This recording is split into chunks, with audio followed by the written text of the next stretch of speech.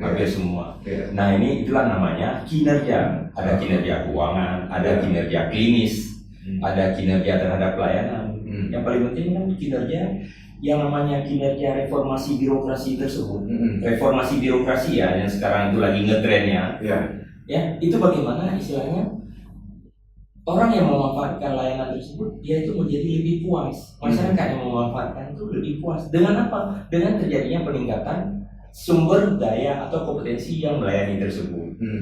Nah, yang terjadi sekarang, kalau terjadi utang, berarti ada sesuatu yang tidak mungkin secara kajian, apakah itu kami belum masuk sampai ke dalam, tapi secara di luaran kita tahu bahwa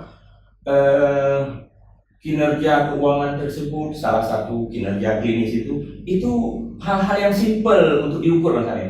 Pertanyaannya, contoh, pertanyaan sekarang adalah